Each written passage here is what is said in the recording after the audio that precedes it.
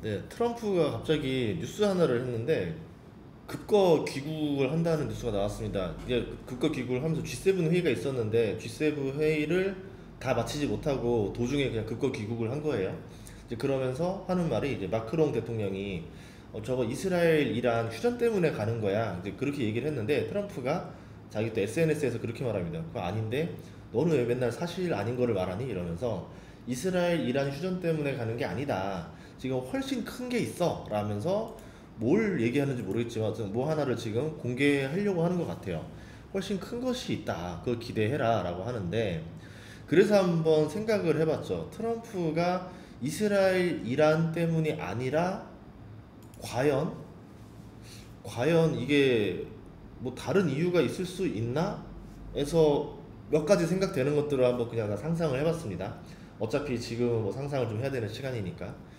우선은 이스라엘 이란 문제를 긁고 귀국했을 가능성이 굉장히 높다라 보거든요. 이제 그거에다가 플러스 하나 더 정도 아닐까 생각하는데 이스라엘 이란 문제 같은 경우는 전쟁으로 갈 수도 있는 거고 지금 니미츠 항공모함 전단이 중동으로 향해 갔습니다. 그리고 공중 급유기 20여 대가 중동으로 갔고 그러면서 이제 이란 쪽에서 이란 테헤란도 빨리 피해라라는 그 발언이 있었죠. 그리고 중국이랑 러시아도 하루 간격으로 어제는 러시아 오늘은 중국 해가지고 이스라엘에 있는 그 자국민들은 그냥 빨리 도망쳐라 라고 했단 말이에요. 그러면 그 상태에서 휴전이 아니라 전쟁 때문에 그런 거 아니냐 이렇게 생각해 볼 수도 있겠죠. 그러면 트럼프가 지금 이제 결심하는 게 이스라엘과 이란의 이 미사일 공격에서 트럼프도 과연 참가를 할 것이냐 아니냐가 우려가 되는 게 1번입니다.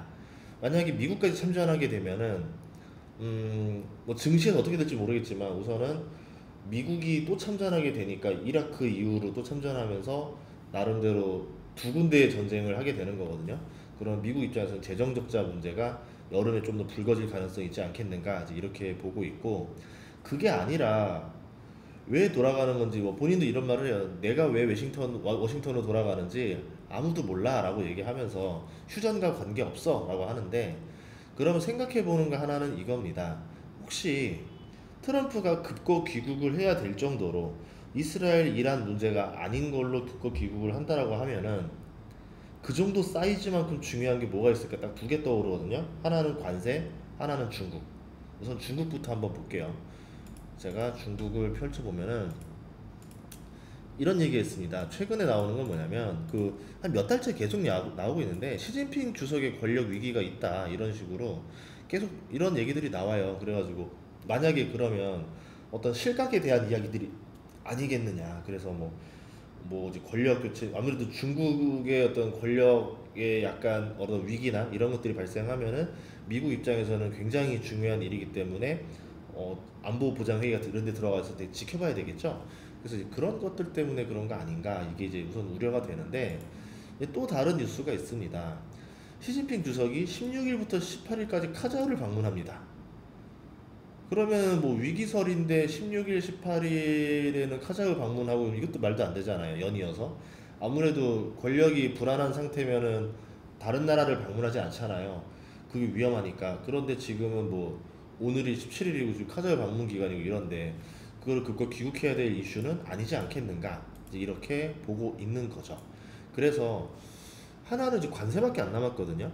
관세가 지금 오늘이 17일이고 7월 9일까지니까 대략 20일, 딱 3주 남았습니다. 3주 동안 뭔가 얘기를 해야 되는데 원래 G7에서 정상회담을 하면서 뭐 낮에는 뭘 해야 되겠지만 밤 같은 경우는 뭐 이제 각국 대표들끼리 1대1로 면담을 할 거 아니에요. 그럼 거기에서 관세에 대한 얘기들, 뭐 협상들을 좀 많이 나눌 거 아닙니까? 그런 것들을 해야 되는데 중요한 G7들 남겨놓고 국가 귀국을 했다? 그럼 G7이랑은 뭐 협상할 시기가 안 좋다라는 거죠. 그럼 그런 상태에서 국가 귀국을 하는 얘기 중에 하나는 뭐냐면 이거는 상상인데 혹시나 회의를 피하기 위해서 온 거 아닌가? 지금 관세 때문에 계속 얘기를 하게 되고 이렇게 하느니 어떤 트럼프가 지금 구상한 관세안이 있고 그거를 때리기 위해서 예를 들어서 7월 9일까지 관세 유예 기간인데 이때 협상 안 되는 국가들은 우리가 이런 관세를 다 부과하겠습니다. 그런 발표를 하기 위해서 들어온 게 아닌가. 왜냐하면 정상회담에서 얘기한 게 있는 상태에서 돌아와서 말하면 좀 이상하잖아요. 그래서 뭐 그렇게 기습 발표 같은 것들은 아닐까라는 생각도 해봤죠. 지금 상황으로는 알 수 있는 것들이 없는 거예요. 그래서 이란 이스라엘 문제가 아니라고 하면은 나머지들은 확률이 너무 낮거든요. 아니라고는 말하지만 그래도 그걸 확률이 90% 정도 보고 있고, 나머지 5%가 중국 아니면 관세인데, 그 중국 관세 때문에 그렇게 급거 귀국할 정도일 확률이 너무 낮지 않는가 이렇게 보고 있습니다. 그래서 뭐 여러분들도 뭐 생각을 하겠지만 아마 좀 아니지 않겠나라 생각하실 것 같아요. 그래서 그렇게 있고, 하나 더 보여드릴게요. 죄송합니다. 자, 더 하면은 네. 지금 보시면 나스닥 지수를 봐도요, 오늘 하루 종일 보면은 별 변동이 없습니다. 1일로 보면은 큰 움직임이 없죠. 어젯밤에 많이 올랐었다가 오늘 아침에 다시 뚝 떨어졌다가 다시 오늘 올라서 전혀 요동치는 것들은 없어요. 이걸 봤을 때는 아직은 뭐 시장에서도 예측하는 것들이 없다라 볼 수 있고, 유가 같은 경우도 뛰는 게 없습니다. 그냥 오늘로만 보면은 그냥 이 움직임이 거의 그대로 가고 있죠. 이런 상태에서 한번 달러 지수를 볼까요? 달러 지수도 오늘 보면은 만약에 요동치면은 환율이라도 요동쳐야 되거든요. 근데 주식도 요동 안 치고 환율도 요동 안 치고 유가도 요동을 안 칩니다. 이런 거 봤을 때는 시장도 알 수 없다. 아니면 트럼프가 그냥 기분 나빠서 온 거 아닌가? 지금 그 생각이 저는 들었어요. 뭔가 그냥 언짢은 거예요. 지금 이 분위기 자체가.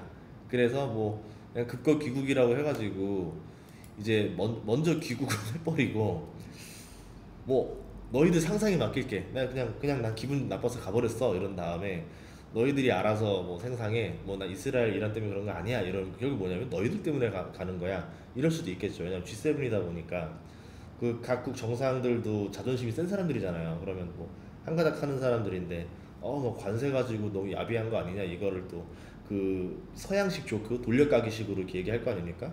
그러면은 이제 트럼프만 여기서 나쁜 사람 돼 있는데 되게 굉장히 불편한 자리였었겠죠. 그래서 그런 것들에 대한 불편함을 좀 표시한 건 아닌가 이런 생각도 해봤어요. 다른 대통령이면은 그런 이유를 극과 귀국할 일은 없는데, 정말 예, 미국 대통령 역사상 유례를 보기 힘든, 예상하기 힘든 범위를 가진 대통령이기 때문에 그럴 가능성도 있지 않을까. 그래서 그나마 좀 뽑자면 진짜 삐져서 예, 그럴 확률도 있지 않겠나 라고 생각을 합니다. 그거 아니면 이스라엘밖에 없어요. 이스라엘, 이란 아니면 그거 귀국을 해야 될 이유가 없거든요. 그래서 이런 것들은 아닐까 지켜봐야 됩니다. 그래서 우선은 좀 그래도 이스라엘, 이란 이슈로 인해서 막 계속 전쟁은 가고 있는데 증시는 그래도 이거에 거의 반응을 안 하고 있거든요. 그런 점은 다행이고, 오늘 뭐 코스피도 좀 떨어지려고 하다가 간신히 양전으로 마감해서 그것도 다행이고, 아무래도 좀 조정을 또 주고 오르고 조정 주고 올라야 단단하게 오르거든요. 매일매일 막 웃자라듯이 오르면은 급락이 옵니다. 그래서 탄탄하게 다지면서 올라가길 바라고, 우리 증시도, 미국 증시도 좀 조정 좀 있어요. 지금 좀 한동안 1주 정도 안 오르고 계속 지금 이렇게 있는데, 그 상태에서 좀 다지면서 좀 올라갈 수 있는 어떤 계기가 나오길 바라도록 생각해야 될 것 같아요. 그러려면은 이란 이스라엘 문제가 빨리 해결이 돼야 되고, 그 다음이 이제 중국 문제 해결해야 되고, 그 다음에 이제 관세 문제 해결해야 되고, 이 세 가지가 한 달 안에 거의 벌어질 것 같은데, 한 달 동안 이 세 가지 이슈가 어떻게 해결될 거냐, 이거 잘 보시고요.